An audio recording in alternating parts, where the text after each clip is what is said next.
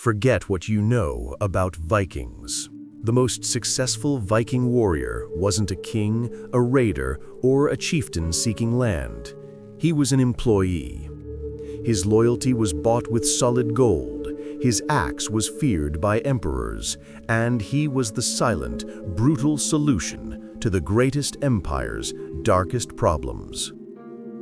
This is the story of the Varangian Guard, the Viking Ghost Army, a mercenary corps that traveled 2,000 miles just to serve the Byzantine Emperor, not to conquer him. They were the Emperor's personal, most feared bodyguards, and in one legendary event, just 300 of these axe-wielding Northmen were credited with saving and maybe even taking the greatest city in the world, Constantinople. To understand why a Viking would ever pledge his axe to a Christian emperor, you have to understand the sheer, intoxicating gravity of the city they called Miklagard, the Great City. The Byzantine Empire was a civilization built on gold, marble, and secrets. It sat at the crossroads of the known world, accumulating wealth that made every European kingdom look like a miserable hut. To the Vikings, this was a glittering, impossible legend. By the 10th century, the era of pure Viking raiding was giving way to something more professional.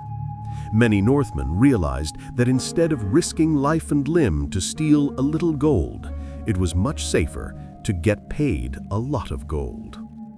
Meanwhile, the emperors of Byzantium had a critical problem. Their own native Greek soldiers were often too political. The emperor needed muscle that was absolutely loyal to one man, not the state.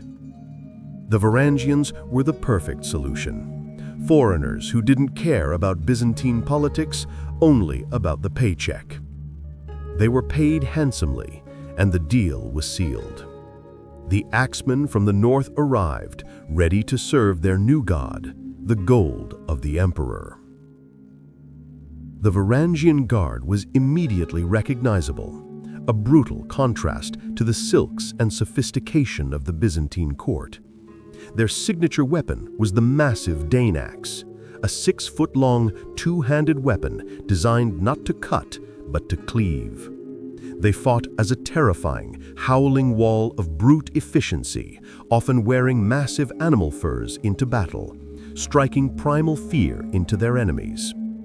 Their reputation preceded them everywhere. The Byzantines called them the Barbarian Guard. In an era of political scheming and subtle poisons, the Guard's role was simple: violence. But their most famous duty wasn't on the battlefield. It was in the shadows of the imperial palace. This is the Ghost Army element.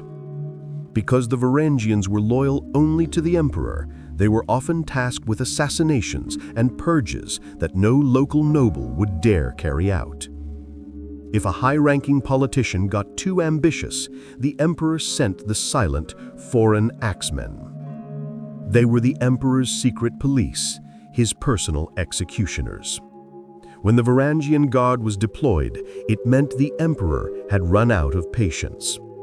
They were the brutal, often silent solution to political problems. The Guard's reputation peaked with figures like Harald Hardrada. He spent 15 years as a commander in the Guard, becoming a legend of ruthless efficiency and earning a fortune in gold. They were not just bodyguards, they were a terror weapon, an immortal, foreign force of absolute, purchased loyalty. And in 1047, the city of Constantinople would need their terror more than ever before. In 1047, the Byzantine Empire faced an existential threat. A powerful rebel general named Leo Tornikios marched on Constantinople with a massive army.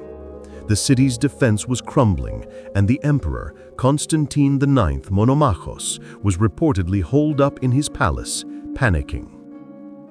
The rebel general simply needed to wait. But Emperor Constantine IX had one final desperate card to play.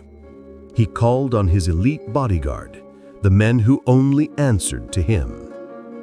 He gathered the Varangian Guard, a small, highly trained force of perhaps 300 men, and gave them the most dangerous order of their lives: leave the safety of the city and launch a counterattack. What followed was less a battle, more a psychological masterstroke. The Varangians charged out, not as a massive army, but as a reputation in motion.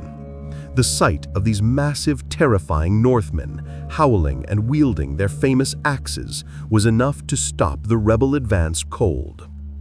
They didn't need to win by numbers. They needed to break the nerve of the enemy.